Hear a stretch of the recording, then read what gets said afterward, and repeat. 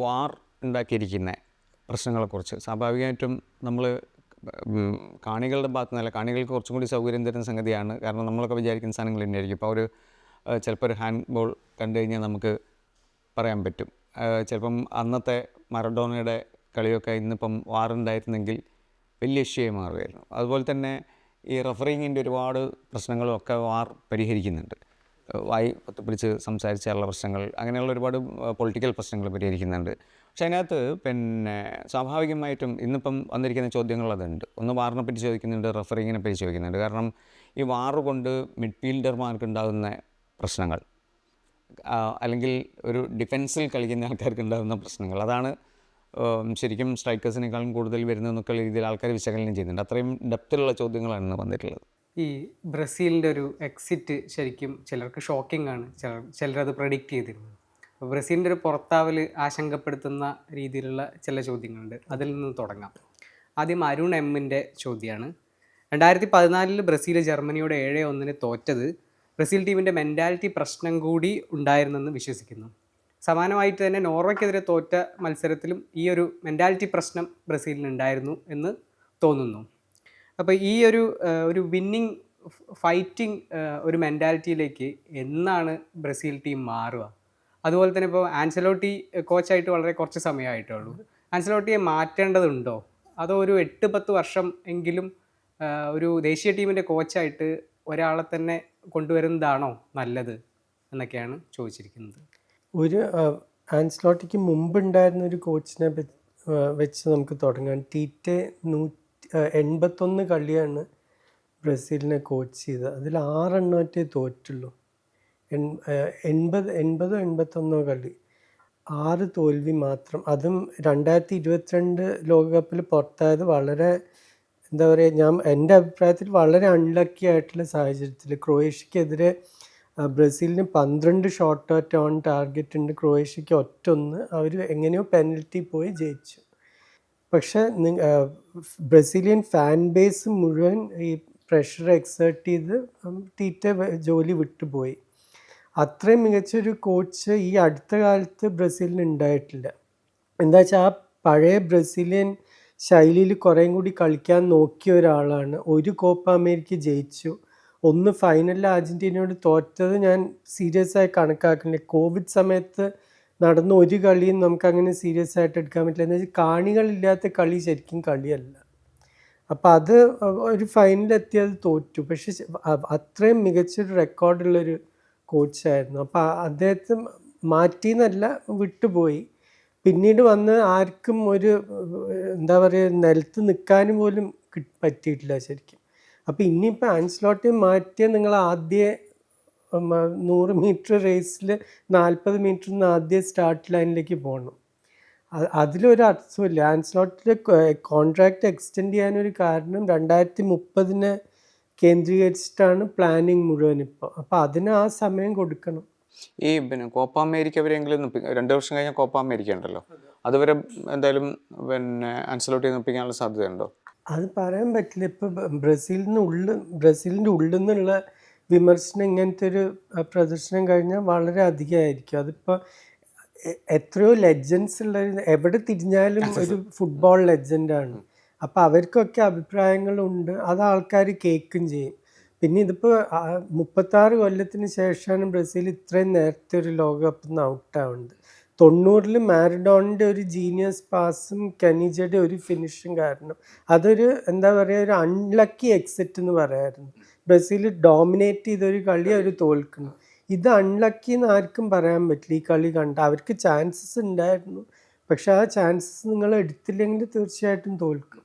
അടുത്തത് ഷിബു അമൻ്റെ ചോദ്യം. ഈ പ്രീ ക്വാർട്ടറിൽ നോർവേക്കെതിരായിട്ടുള്ള മത്സരത്തിൽ ബ്രസീലിന്, പ്രത്യേകിച്ച് ആൻസലോട്ടിക്ക്, ചില പാളിച്ചകൾ സംഭവിച്ചു എന്നാണ് പറയുന്നത്. അതായത് മാർട്ടിനെല്ലിയെ ഉൾപ്പെടുത്തിയത് ശരിയായിരുന്നോ? അതുപോലെ മിഡിൽ എഡേഴ്സിനെ ഉൾപ്പെടുത്തുകയും അറ്റാക്കിംഗ് മിഡിൽ ഗിമാറസിനെ ഫ്രീ ആയി വിടുകയും ആയിരുന്നില്ലേ ശരി? ഗബ്രിയേൽ സാറ, ആൻഡ്രിയാസ് പെരേര എന്നിവരെ കാർലോ ടീമിൽ എടുക്കണമായിരുന്നു. ആരെ എടുക്കണമായിരുന്നു എന്ന് എനിക്ക് പറയാൻ പറ്റില്ല. എന്താ വെച്ചാൽ ഞാനിപ്പോൾ ബ്രസീലിൽ നടക്കണ എല്ലാ ലീഗ് മാച്ചസ് ഒന്നും കാണാറില്ല, കാണാൻ സാധ്യതയില്ല. പക്ഷേ ഈ ടീം സെലക്ഷൻ്റെ കാര്യം പറഞ്ഞു കഴിഞ്ഞാൽ ഒരിക്കൽ താൻ തീരുമാനിച്ചതാണ് ഈ 2 സെൻട്രൽ മിഡ്ഫീൽഡേഴ്സ് വെച്ച് നമുക്ക് ജയിക്കാൻ പറ്റില്ല. പാനമയായിട്ടുള്ള വാമപ്പ് മാച്ച് ഞാൻ കണ്ടിട്ടുണ്ടായിരുന്നു. അതിൽ നമ്മുടെ ഒരു ഗുഡ്സ് ലോറി ഓടിച്ച് പോവായിരുന്നു ആ ഗ്യാപ്പ് കൂടി. അത്രയും ഗ്യാപ്സ് ആയിരുന്നു മിഡ്ഫീൽഡിൽ ഉണ്ടായിരുന്നത്. അപ്പോൾ അത് കണ്ടിട്ട് ആൻസ്ലോട്ടി തന്നെയാണ് 3 സെൻട്രൽ മിഡ്ഫീൽഡേഴ്സിനെ വെച്ച് കളിക്കാൻ തുടങ്ങിയത്. അതെന്തുകൊണ്ട് മാറ്റി? ഇതിലിപ്പോൾ പലപ്പോഴും എത്ര മികച്ച മാനേജറോ കോച്ചായാലും ചിലപ്പോൾ അവർ ഓവർ തിങ്ക് ചെയ്യാനൊരു സാധ്യതയുണ്ട്. ഗാർഡിയോളയ്ക്ക് അത് പലപ്പോഴും വലിയ കളികളിൽ പറ്റിയിട്ടുണ്ട്. അതുപോലെ ആൻസ്ലോട്ടി ജോലിയിൽ വന്നപ്പോൾ ആദ്യം പറഞ്ഞ 2 കാര്യങ്ങൾ, ഞാൻ ഒന്ന് ഫുള്ളി ഫിറ്റായിട്ടുള്ള കളിക്കാരെ സെലക്ട് ചെയ്യുള്ളൂ, പക്ഷെ നെയ്മറിനെ എടുത്തു. പിന്നെ ഫോമിലുള്ള കളിക്കാരെ എടുക്കുള്ളൂ, അതും ഫോം അനുസരിച്ചിട്ടല്ല എപ്പോഴും സെലക്ഷൻ നടന്നത്. പിന്നെ ഈ മിഡ്ഫീൽഡിൻ്റെ ചോദ്യത്തിൻ്റെ കാര്യത്തിൽ ഞാൻ കളിക്ക് മുമ്പ് പറഞ്ഞിട്ടുണ്ടായിരുന്നു, ഞാൻ പ്രതീക്ഷിക്കേണ്ട എഡിസൺ കളിച്ചിട്ട് ഒരു 3 സെൻട്രൽ മിഡ്ഫീൽഡേഴ്സ് തന്നെ കളിക്കുന്നതാണ്. ഈ 2 വിങ്ങേഴ്സും വെറും 2 സെൻട്രൽ മിഡ്ഫീൽഡേഴ്സും ആയപ്പോൾ ഞാൻ ഇന്നലെ പറഞ്ഞു, ശരിക്കും ഞെട്ടിപ്പോയി അത് ടീം ഷീറ്റ് കണ്ടപ്പോൾ. അടുത്തത് മെക്സിക്കോ ഇംഗ്ലണ്ട് മത്സരത്തിൽ ജൂഡ് ബെല്ലിംഗാമിൻ്റെ ഒരു പ്രകടനം പറഞ്ഞിട്ടാണ്. ആദർശ് രാജേന്ദ്രനാണ് ചോദിച്ചിരിക്കുന്നത്. സുപ്രധാന മത്സരങ്ങളിൽ ജൂഡ് ബെല്ലിംഗാം എങ്ങനെയാണ് ഇത്ര ഗംഭീരമായി കളിക്കുന്നതെന്ന് അതിശയിപ്പിക്കുന്നു. ഉദാഹരണത്തിന് മെക്സിക്കോക്കെതിരായ പ്രകടനം. ബൊറൂസിയ ഡോർട്ട്മുണ്ടിലാണല്ലോ അദ്ദേഹം കളിച്ചു തുടങ്ങുന്നത്. റയൽ മാഡ്രിഡിൽ വലിയ പ്രതിഭയായി വളർന്നു. ബെല്ലിംഗാമിൻ്റെ ഈ ക്ലബ്ബ് തലത്തിലെ പരിചയസമ്പത്തല്ലേ ഇംഗ്ലണ്ട് ഉപയോഗപ്പെടുത്തുന്നത്? ഡോട്ട്മണ്ടിലാണ് തുടങ്ങിയതിൽ ചെറിയൊരു കറക്ഷൻ.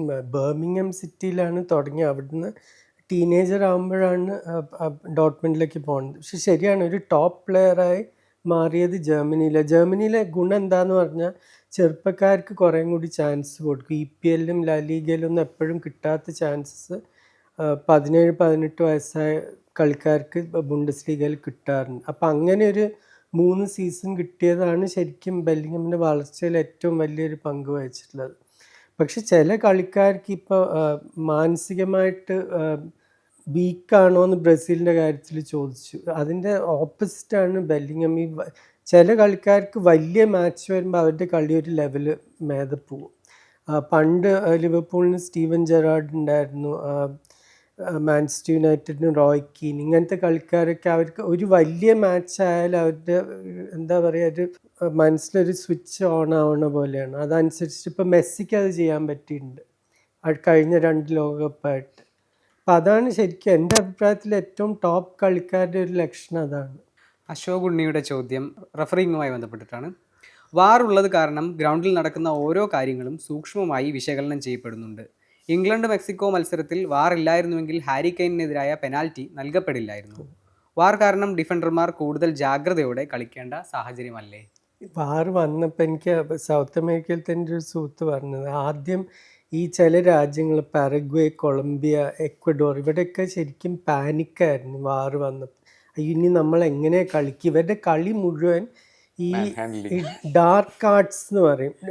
മാൻ ഹാൻഡ്ലിംഗ് എന്ന് പറയാൻ പറ്റില്ല. ഇപ്പോൾ പാരഗ്വേ ഫ്രാൻസിനെതിരെ 29 ടാക്കിൾ ചെയ്തു, ഒരൊറ്റ കാർഡ് പോലും കിട്ടിയിട്ടില്ല. അവർക്ക് ജസ്റ്റ് ആ വര എവിടെയാന്ന് അറിഞ്ഞ് അതുവരെ തോണ്ടി അവിടെ നിർത്തും. അതെ, ശരിക്കും പല ഫൗളും നമ്മൾ കാണുപോലും ഇല്ല റിയൽ ടൈമിൽ. ബൂട്ടിൻ്റെ ബാക്ക് പോയി ഇങ്ങനെ ചവിട്ടും, അല്ലെങ്കിൽ ഇങ്ങനെ നോക്കാത്തപ്പോൾ മുഖത്തേക്കൊക്കെ ഒരാളെ കുത്തിയാൽ അപ്പോൾ റെഫറി കാണും. ഇതിപ്പോൾ ഇങ്ങനെ റിബ് കേജ് കുത്തി ആക്സിഡൻ്റ് ആണെന്ന് പറഞ്ഞ് ഓടിപ്പോയാൽ ആർക്കും കാർഡൊന്നും കൊടുക്കാൻ പറ്റില്ല. അപ്പം ഇത് വാറ് വന്നപ്പോൾ ഇവർക്ക് ഭയങ്കര പേടിയായിരുന്നു, നമുക്ക് ഇനി എങ്ങനെ കളിക്കാൻ പറ്റുക എന്നുള്ളത്. പക്ഷെ അവർ അതനുസരിച്ചിട്ട് അഡ്ജസ്റ്റ് ചെയ്ത് തുടങ്ങി. ഇപ്പം അതാണ് അവർക്ക് ഒരു കാർഡ് പോലും കിട്ടാതിരുന്നത്. അടുത്ത ചോദ്യം അശോക് ഉണ്ണിയുടെ തന്നെയാണ്. ഈ സ്പെയിനിൻ്റെ ഒരു ഗോൾ കീപ്പർമാരുടെ ഒരു ഇതിനെക്കുറിച്ചാണ്. ലോകത്തിലെ ഏറ്റവും മികച്ച ഗോൾ കീപ്പിംഗ് പ്രതിഭകൾ സ്പെയിനിലാണെന്ന് തോന്നുന്നു. Unai Simon, David Raya, Joan Garcia. Premier ലീഗിൽ തുടർച്ചയായി 3 തവണ ഗോൾഡൻ ഗ്ലൗ നേടി റായ തൻ്റെ മാന്ത്രികത തെളിയിച്ചിട്ടുണ്ട്. എന്നിട്ടും ഉനായ് സിമോൺ ആണ് ആദ്യ 11-ലെ പ്രധാന ഗോൾ കീപ്പർ. ഉനായ് സിമോൺ യഥാർത്ഥത്തിൽ മറ്റുള്ള 2 പേരെക്കാളും മികച്ചതാണോ, അതോ മാനേജ്മെൻറ്റിന് അദ്ദേഹത്തിലുള്ള വിശ്വാസം കൊണ്ടാണോ അദ്ദേഹത്തിന് മുൻഗണന നൽകുന്നത്? ഒരു ജയിക്കുന്ന ഒരു ടീമിൽ നിങ്ങൾ ഒരിക്കലും ഗോൾ കീപ്പറെയോ സെൻറ്റർ ബാക്സിനെയോ മാറ്റില്ല. വേറെ ഒരു നിവൃത്തിയില്ലെങ്കിൽ മാത്രമേ അത് മാറ്റുള്ളൂ. എന്ന് വെച്ചാൽ അതാണ് നിങ്ങളുടെ ഒരു വീടിൻ്റെ അടിത്തറ എന്നൊക്കെ പറയുന്ന പോലെ ഒരു ടീമിൻ്റെ അടിത്തറ ശരിക്കും ആ 2 സെൻറ്റർ ബാക്സും ഗോൾ കീപ്പറുമാണ്. അപ്പോൾ അവർ തമ്മിലുള്ള പരസ്പരമുള്ള ഒരു അണ്ടർസ്റ്റാൻഡിങ്ങും കൂടിയാണ് നിങ്ങളുടെ ടീം സോളിഡ് ആക്കുന്നത്. അപ്പോൾ അത് ഒരു കീപ്പറുടെ ഭാഗത്തുനിന്ന് വലിയ തെറ്റുകളൊന്നും പറ്റുന്നില്ലെങ്കിൽ മറ്റേ ബെഞ്ചിലിരിക്കുന്ന ആൾ എത്ര മികച്ച കീപ്പറായാലും അവരെ മാറ്റില്ല. ഇപ്പോൾ പലപ്പോഴും ആൾക്കാർ ചോദിച്ചിട്ടുണ്ട്, ഇപ്പോൾ ജോർഡൻ പിക്ഫോർഡാണ് ഇംഗ്ലണ്ടിലത്തെ ഏറ്റവും മികച്ച ഗോൾ കീപ്പർ, എവർട്ടണിനാണ് കളിക്കുന്നത്, ഒരു ടൈറ്റിൽ നേടിയിട്ടുള്ള ഒരു ടീമിനൊന്നുമല്ല.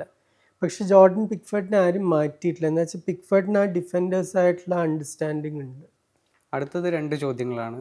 ഇത് കുറച്ച് ദിലീപിൻ്റെ അഭിപ്രായം അറിയാൻ വേണ്ടിയിട്ടുള്ള 1-2 ചോദ്യങ്ങളാണ്. അനുലക്ഷ്മി അശോകാണ് ചോദിച്ചിരിക്കുന്നത്. 2026 ഒരുപാട് ഫുട്ബോൾ റെക്കോർഡുകൾ ചർച്ചയായല്ലോ. ലയണൽ മെസ്സിയുടെ ലോകകപ്പ് റെക്കോർഡുകൾ, ക്രിസ്ത്യാനോ റൊണാൾഡോയുടെ അന്താരാഷ്ട്ര ഗോൾ റെക്കോർഡ്, മിറോസ്ലോവ് ക്ലോസയുടെ ലോകകപ്പ് ഗോൾ റെക്കോർഡ് എന്നിവ. നിങ്ങളുടെ അഭിപ്രായത്തിൽ അടുത്തതായി തകരാൻ ഏറ്റവും സാധ്യതയുള്ള ഫുട്ബോൾ റെക്കോർഡുകൾ ഏതൊക്കെയാണ്? ഫുട്ബോൾ റെക്കോർഡ് എന്ന് പറഞ്ഞാൽ ലോകകപ്പ് റെക്കോർഡ് എനിക്ക് തോന്നുന്നില്ല ഫൗണ്ടൈൻ്റെ 13 ഗോൾ ഇത്തവണ ആരും എത്തും തോന്നുന്നില്ല.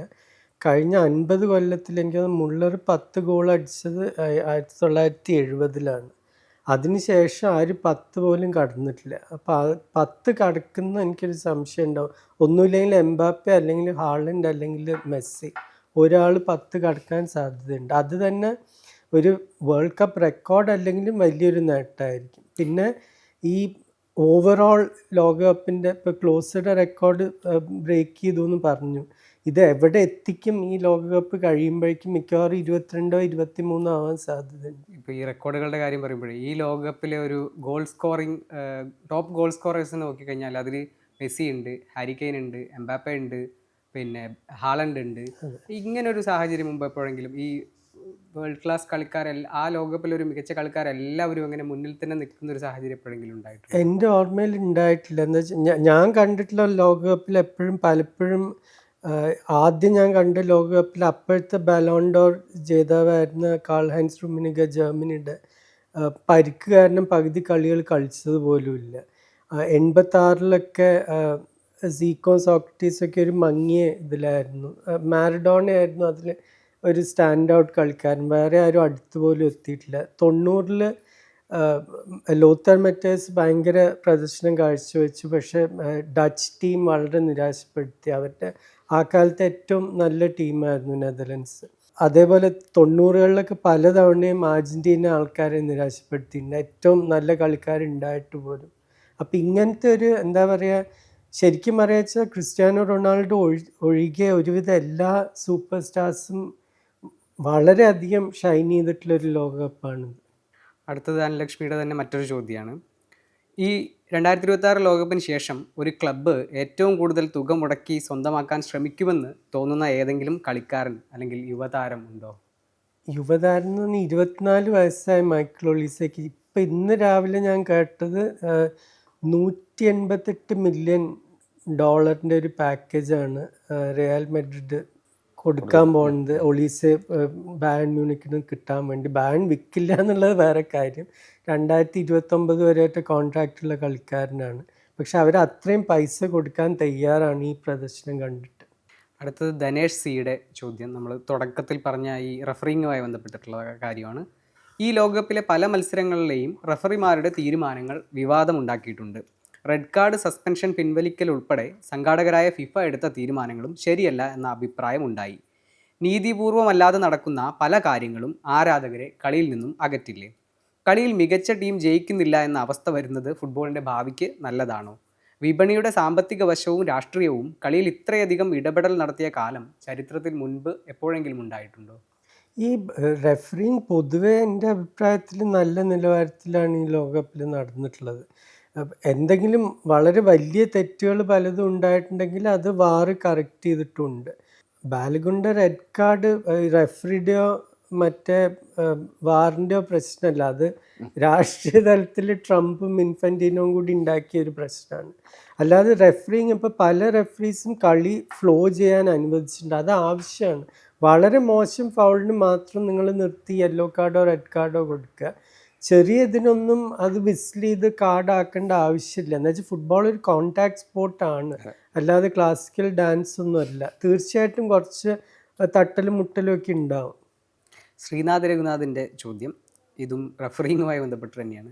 ക്രിക്കറ്റിൽ പലപ്പോഴും മോശം അമ്പയറിംഗ് വിമർശിക്കപ്പെടാറുണ്ട്. ഫ്രാൻസ് പരാഗ്വേ മത്സരത്തിൽ പരാഗ്വേ റഗ്ബിയിലെ പോലെ ഫിസിക്കൽ ഗെയിമാണ് കളിച്ചത്. എന്നിട്ടും റഫറി കാർഡുകൾ നൽകാൻ മടിച്ചു. പല മത്സരങ്ങളും വൺ സൈഡഡ് റഫറിങ് തോന്നുന്നുണ്ട്. ഈ പ്രശ്നം പരിഹരിക്കാൻ ഫിഫയ്ക്ക് എന്ത് ചെയ്യാൻ സാധിക്കും? ഞാൻ ഇത്രേ പറയുള്ളൂ, ഒരു വലിയ കളി വരുമ്പോൾ ഒരു ലോകകപ്പ് ക്വാർട്ടർ ആയാലും സെമി ആയാലും ഫൈനലായാലും മുമ്പ് വലിയ കളികൾ ഹാൻഡിൽ ചെയ്തിട്ടുള്ള ഒരു ചാമ്പ്യൻസ് ലീഗ് ഫൈനൽ, അല്ലെങ്കിൽ ഒരു euro final, Copa America final, Asian cup final, ഇങ്ങനത്തെ ഒക്കെ കളികൾ ഹാൻഡിൽ ചെയ്തിട്ടുള്ള റെഫറീസിന് കൊടുക്കുകയായിരിക്കും നല്ലത്. അവർക്ക് ആ ഒരു സാഹചര്യത്തിൽ കൂളായിട്ട് കളിക്കാരുടെ റെപ്യൂട്ടേഷൻ ഇതൊന്നും നോക്കാതെ ഹാൻഡിൽ ചെയ്യാൻ പറ്റും. ഇപ്പോൾ മൈക്കിൾ ഒലിവർ വളരെ അനുഭവമുള്ള ഒരു ഇംഗ്ലീഷ് റെഫറിയാണ്. ഫ്രാൻസിന് മുമ്പുള്ള കളി ഏതായിരുന്നു എനിക്ക് പെട്ടെന്ന് ഓർമ്മയില്ല. ആറ് കാർഡ് കൊടുത്തു ഫസ്റ്റ് ഹാഫിൽ, മൊറോക്കോ കാനഡ മത്സരത്തിൽ. അപ്പം അങ്ങനെ ഒരു റെഫറി കളി വേഗം ചാർജ് എടുത്തു കഴിഞ്ഞാൽ കളിക്കാർക്ക് മനസ്സിലാവും എന്ത് ചെയ്യാൻ പറ്റും എന്ത് ചെയ്യാൻ പറ്റില്ല എന്ന്. അത് ചില റെഫറീസിന് അത് ചെയ്യാനൊരു മടിയാണ്. ഈ റെഫറിമാരുടെ കാര്യം പറയുമ്പോൾ ഈ പറഞ്ഞ പോലെ പിയർലൂഗി കൊളീനിയാണ് നമുക്ക് പെട്ടെന്ന് ഒരു ഓർമ്മയുള്ള ഒരു റെഫറി. അങ്ങനത്തെ ഏതെങ്കിലും റെഫറിമാർ ഉണ്ടല്ലോ. ഇപ്പോൾ മൈക്കിൾ ഒലിവറൊക്കെ നല്ല റെഫറിയാണ്. ആൻ്റണി ടൈലർ ഇന്നലെ റെഫറി ചെയ്ത ഒരു കളി, ഇവർക്കൊക്കെ EPL റെഫറി ചെയ്യണ വ്യക്തികൾക്കുള്ളൊരു ഗുണം എന്താണെന്ന് പറഞ്ഞാൽ അവരെല്ലാ ആഴ്ചയും ഈ സൂപ്പർ സ്റ്റാർ കളിക്കാരായിട്ട് ഡീൽ ചെയ്യേണ്ടതാണ്. അതിപ്പോൾ ഒരു സാല ആയാലും ഹാളൻഡ് ആയാലും ഇവരെയൊക്കെ എല്ലാ ആഴ്ചയും അവർ അല്ലെങ്കിൽ ചാമ്പ്യൻസ് ലീഗിൽ വലിയ കളികൾ അവർ ഹാൻഡിൽ ചെയ്തിട്ടുണ്ട്. അപ്പോൾ അവർക്ക് ഈ പെട്ടെന്നൊരു മെസ്സി അല്ലെങ്കിൽ ഒരു ഹാളൻഡിനെ കാണുമ്പോൾ ഒരു ഒരു ഷോക്കല്ല അവർക്ക്. പിന്നെ ഏത് കളിക്കാരനാണെങ്കിലും അവർ ഫൗൾ ചെയ്താൽ കാർഡ് കൊടുക്കുകയും ചെയ്യും. അവസാനത്തെ ചോദ്യം, സ്വാഭാവികമായിട്ടും ലോകകപ്പ് ഫുട്ബോൾ നടക്കുമ്പോൾ നമ്മൾ ഇന്ത്യൻ ഫുട്ബോളിനെ കുറിച്ചൊക്കെ ആലോചിക്കുമല്ലോ. അങ്ങനത്തെ ഒരു ചോദ്യമാണ് ശബരിനാഥിൻ്റെ. ഇന്ത്യൻ ഫുട്ബോളിൻ്റെ വളർച്ചയെ രാഷ്ട്രീയ ഇടപെടലുകൾ എങ്ങനെ ബാധിക്കുന്നുവെന്നും മറ്റു രാജ്യങ്ങൾ ഈ പ്രതിസന്ധിയെ എങ്ങനെ മറികടക്കുന്നുവെന്നും ഇന്ത്യക്ക് എന്തുകൊണ്ട് ഇതിൽ വിജയിക്കാൻ കഴിയുന്നില്ലെന്നും താങ്കളുടെ അനുഭവത്തിൻ്റെ വെളിച്ചത്തിൽ വിശദീകരിക്കാമോ? യുവതാരങ്ങളെ വളർത്തിയെടുക്കുന്നതിൽ ഇന്ത്യ എന്തൊക്കെ കാര്യങ്ങൾ ഇനിയും ചെയ്യാനുണ്ട്? യൂറോപ്യൻ രാജ്യങ്ങളുടെ യൂത്ത് അക്കാദമി മോഡലുകൾ നമുക്ക് എങ്ങനെ അനുകരിക്കാം? ഈ രാഷ്ട്രീയമായിട്ടുള്ള എന്താ പറയുക ഇൻ്റർഫിയറൻസ് എന്ത് വേണമെങ്കിലും പറയാം. അത് ഇന്നും ഇന്നലെയൊന്നും തുടങ്ങിയതല്ല. 60കളിൽ 50കളിൽ സയ്യിദ് റഹീം ഇന്ത്യയുടെ കോച്ചായിരുന്നു. ഇന്ത്യക്ക് ഏറ്റവും ഇന്ത്യൻ ഫുട്ബോൾ ചരിത്രത്തിലുണ്ടായിട്ടുള്ള ഏറ്റവും മികച്ച കോച്ച്. അദ്ദേഹത്തെ വരെ കൽക്കട്ട ലോബി എല്ലാ കാലത്തും തോണ്ടി ഇത് കുഴിയിൽ ചാടിക്കാൻ നോക്കിയിട്ടുണ്ട്. അതപ്പം തുടങ്ങിയത് 70 കൊല്ലം മുമ്പുള്ള കാര്യമാണ് ഞാൻ പറയുന്നത്. അപ്പം എല്ലാ കാലത്തും ഉണ്ടായിട്ടുള്ള ഈ രാഷ്ട്രീയക്കാരെ മാത്രം ഞാൻ കുറ്റം പറയില്ല. പ്രത്യേകിച്ച് ഈ കൽക്കട്ട ക്ലബ്സിൻ്റെ ഒരു ലോബി ഉണ്ട് എല്ലാ കാലത്തും. അവരാണ് ഇത്രയും ഇന്ത്യൻ ഫുട്ബോളിന് ഇത്രയും മോശം സ്ഥിതിയിൽ എത്തിച്ചത് കൽക്കട്ട ഫുട്ബോളാണ്. എന്നുവെച്ചാൽ അവരുടെ ഒരു വൃത്തിയായിട്ടൊരു ട്രാൻസ്ഫർ സിസ്റ്റം, ഓരോ കൊല്ലം ഈ ലേലം വിളിക്കണ പോലെ കളിക്കാർ അങ്ങോട്ടും ഇങ്ങോട്ടും പോവുക. ഇപ്പോൾ ഒരു ഇംഗ്ലീഷ് ഫുട്ബോൾ എടുത്തു കഴിഞ്ഞാൽ ഒരു ലിവർപൂളിന് കളിച്ച ഒരു കളിക്കാരൻ അടുത്ത സീസൺ മാഞ്ചസ്റ്റർ യുണൈറ്റഡ് പോവുക, അടുത്ത സീസൺ തിരിച്ചിങ്ങോട്ട് വരിക, ഇതൊന്നും ഒരിക്കലും നടക്കാത്ത കാര്യം. പക്ഷെ അവിടെ ഇങ്ങനെ ഈസ്റ്റ് ബംഗാൾ മോഹൻ ബഗാൻ ഇങ്ങനെ തവള ചാടുന്ന പോലെ ചാടിക്കൊണ്ടിരിക്കും കളിക്കാർ. അങ്ങനത്തെ ഒരു സിസ്റ്റത്തിൽ ഒരിക്കലും നിങ്ങളുടെ ഫുട്ബോൾ വളരില്ല. എന്ന് വെച്ചാൽ ഫുട്ബോളിൻ്റെ വളർച്ചയ്ക്ക് പിന്നിൽ നമ്പർ 1 ഇത് കണ്ടിന്യൂറ്റിയാണ്. നിങ്ങൾക്കൊരു സ്ട്രക്ചർ വേണം. ആ സ്ട്രക്ചറിൽ നിങ്ങൾ വിശ്വസിച്ച് മുന്നോട്ട് പോകണം. ഇടയ്ക്ക് തിരിച്ചടികളൊക്കെ ഉണ്ടാവും. ഇവിടെ ഒരു വിധത്തിലുള്ള സ്ട്രക്ചറും ഇല്ല.